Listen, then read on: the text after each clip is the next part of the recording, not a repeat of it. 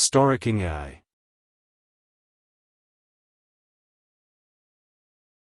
कभी सोचा है कि एक चींटी का सपना क्या होता है? क्या वो भी उड़ना चाहती है? क्या वो भी जानती है कि दुनिया कितनी बड़ी है? आज हम मिलेंगे एक ऐसी चींटी से जो बाकी सबसे अलग थी। नाम था उसका चिंकी।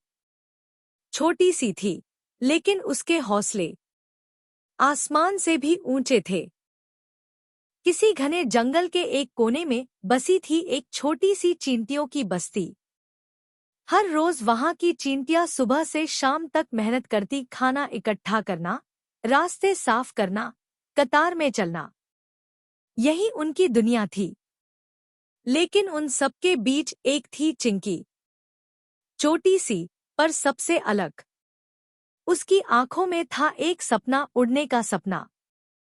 वो हर शाम एक ऊंचे पत्थर पर जाकर बैठती और निहारती आसमान की ओर। वहां उड़ते परिंदे, तितलियां और बादल उसे खींचते। वो सोचती, काश मैं भी उड़ सकती उन बादलों के पार, खुली हवा में। बाकी चींटियां हंसती थी। उड़ना?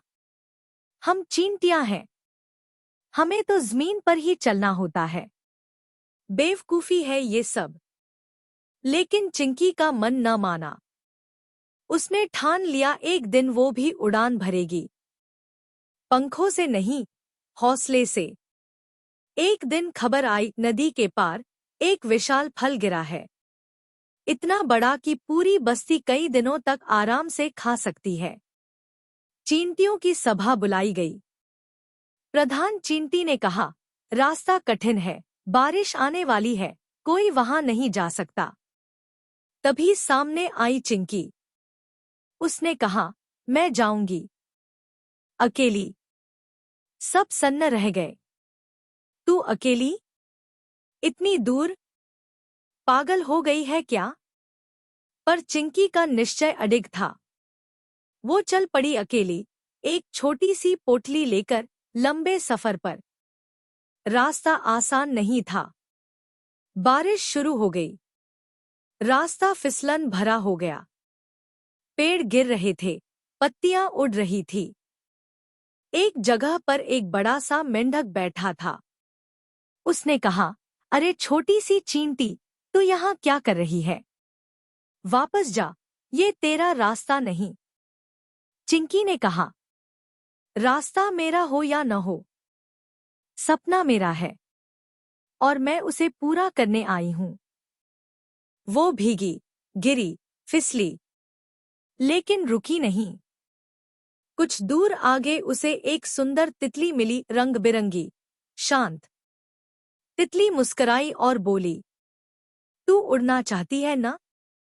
तो याद रख, उड़ने के लिए सिर्फ पंख नहीं, सोच चाहिए।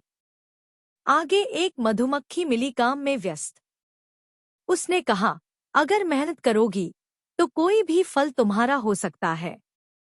फिर मिला एक तोता, हरा, समझदार। उसने हंसते हुए कहा, मैं उड़ता हूं, लेकिन तेरी हिम्मत को सलाम है। तू जमीन पर चलकर भी आसमान छू सकती है। अब चिंकी अकेली नहीं थी।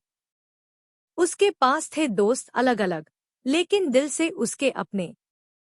फिर सब पहुंचे उस पेड़ के पास जहां वो बड़ा फल गिरा था। फल इतना बड़ा था कि एक अकेली चींटी तो उसे हिला भी न पाए। चिंकी बैठ गई और सोचने लगी, मैंने इतना लंबा सफर तय किया, लेकिन अब? तभी उसके नए दोस्तों ने कहा, तू अकेली नहीं है, अब हम सब तेरे साथ हैं। तोते ने उड़कर चींटियों की बस्ती में खबर दी। मधुमक्खी ने रास्ता दिखाया। तितली ने साथ दिया। और फिर आई सैकड़ों चींटियां। सबने मिलकर उस फल को काटा, उठाया, बांधा और बस्ती तक पहुंचाया। पूरा जंगल हैरान था। छोटी सी चिंकी सबसे बड़ी बन गई थी। अब वो सिर्फ एक चींटी नहीं थी, वो एक मिसाल थी। बस्ती में जश्न हुआ। पंखुड़ियों से सजावट की गई। बच्चे उसे घेर कर पूछते, दीदी, क्या तुम उड़ सकती हो? चिंकी मुस्कराई और कहा, हाँ, उड़ सकती हूँ। क्योंकि उड़ान पंखों से नहीं, हौसलों से होती है। उस दिन से जंगल में एक नई कहानी सुनाई जाती है। एक चींटी की कहानी जिसने पंखों के बिना उड़ान भरी। और जब कभी कोई छोटा बच्चा कहता है, मैं नहीं कर सकता, तो कोई कहता है, याद है चिंकी की कहानी? उसने कर दिखाया था। अगर तुम भी कभी डरे, झिझके या थम गए, तो याद रखना, पंख नहीं चाहिए उड़ान के लिए, बस थोड़ा सा हौसला चाहिए। तो मेरी कहानी के दोस्तों, अभी के लिए इतना ही। फिर मिलते हैं एक नई कहानी के साथ। तब तक के लिए अलविदा, और लाइक, शेयर एंड सब्सक्राइब करना ना भूले।